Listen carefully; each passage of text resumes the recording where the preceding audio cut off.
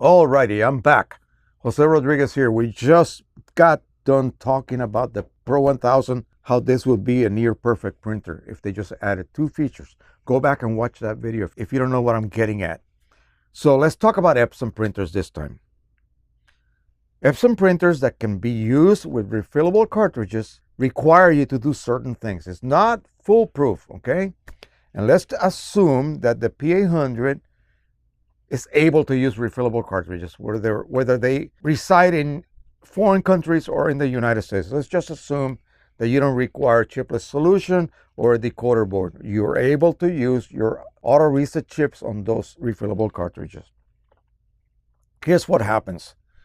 The original cartridges for P800s, for other earlier EPSONs that use the same size and actually exact design cartridge, they have an internal bag and they hold 90 milliliters of ink. The chip that they contain, we're talking about OEM cartridges now, the chip that they contain is calibrated for 80. So you will use all your ink until it reaches 80, and that's it. It's declared empty. You remove it, and most people will toss it in the trash and replace it with a brand new one. Well, you just threw out at least 10 ml of ink. Yes, at $1.50 each. Okay, so that's why we refill, and I harvest as much ink as I can from other cartridges that are compatible with the EPSON printers that I currently use. I'm not really using third-party inks on practically none of my EPSON printers at this moment. So how would you go about refilling these cartridges and do it the best way so that you never get any mishaps? What are these mishaps? Well, listen to this scenario. A cartridge for the P800 or the 3880, they're physically the same exact body. They don't have an ink bag. They just have an internal chamber, and they have a priming chamber that requires about 5, 6, 7 ml of ink to fill it. And that generates a siphon type effect, which then terminates in your exit port of the printer. The problem is this: they have internal baffles and they take up space. You only have so much space to work with, whereas an OEM cartridge has nothing inside except that bag. So it's able to utilize the maximum amount of internal space, and that allows it to load 90 ml. You get a cushion of ink. You will never, ever run out of ink physically, even when your chip says you're empty. Even if the chip is off a few ml here and there, it will never run out of ink. Those refillable cartridges, yes, you can.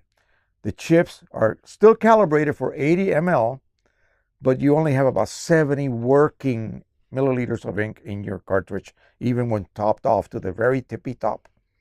So what you need to do, again, this is assuming that all of these cartridges reset automatically when they go empty. You remove them to disrupt the power connection to the chip.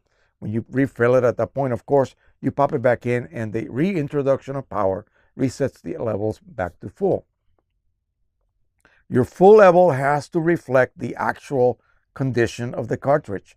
If you reset it to full, you better top it off. It better be topped off. But here's the problem: you can never top it off high enough to match what the chip thinks the cartridge has as far as volume. So the chip thinks you have 80, but you really only have about 70, 72, something like that. And then that ink in the priming chamber that you can never get rid of, it has to always be kept full. So you cannot go that empty, okay? Make sure you remember that. Do not go that empty. And I cannot vouch for every auto reset chip and their so-called accuracy, because it does differ. But what I would suggest you guys do, and again, it requires a little bit of work. This is what refilling is. It's not just enjoying the benefits of printing with cheap inks, lowering your cost. You have to do a little work. You cannot eat your cake and eat it too. I always say that. You have to put in a little bit of time and effort in your part. And what that means is that keep those cartridges topped off. I don't care if they're only 3/4 of the way down as far as the chip is reporting. And with the chipless solution, it's always full. So you never know unless you physically look at your cartridges. So even with chips that report ink levels, don't wait until it's like low. You might be close to losing your prime. And when that happens, ink cannot make it up that hill. It's a siphon effect. And if you go beyond a certain point, say you forgot to top off a cartridge and it was empty, you took it out, reset it, put it back in. The chip says it's full, but in reality, you only have about maybe 10 ml left. You will run out of ink, and there's nothing but air to get in there. That will require a ton of work to get that air out of the ink lines. You can't just do it magically by pressing a button, okay? Massive cleaning cycles and possibly a total ink recharge, and you need a special tool to be able to do that, okay? There's no utility in the driver to allow you to perform that operation. You can't do it that way.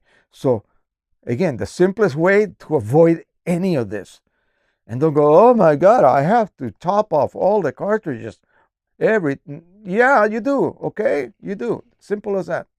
It's only 9 of them. Just have your inks ready. For me, it's like every 2 or 3 months I have to do that. No problem. Gosh, if I can't do that, I really need to give up printing, you know. So refill all your cartridges, top them off as soon as they reach like half point. You can see through those cartridges, they're translucent. If you need to remove one, just look at it. You'll know it needs topping off. The P600, which is the new brother or sister of the R3000, you can fill them while they are in place. Oh my God. That's even easier, isn't it? You don't have to remove them. You only remove them when they need to be reset, okay? So that is it. Keep your cartridges topped off, okay? They will always have ink, even when the chip says, hey, I'm empty. You have no fear. You don't have to worry about ever getting air in your system. Believe me, take this home to the bank.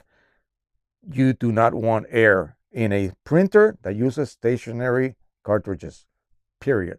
This one will forgive you because of those internal compartments. They're vented. The air never gets to the printhead. Not so with EPSONs. Any air you get in those lines will reach the printhead, period. So that's it. Thank you. Thank you so much again. I will have more videos. They'll be published sort of regularly during the week, next week. I'll have one possibly tomorrow morning. Thank you so much. Don't forget to subscribe. As always, share and like. Happy printing, everybody. Bye-bye.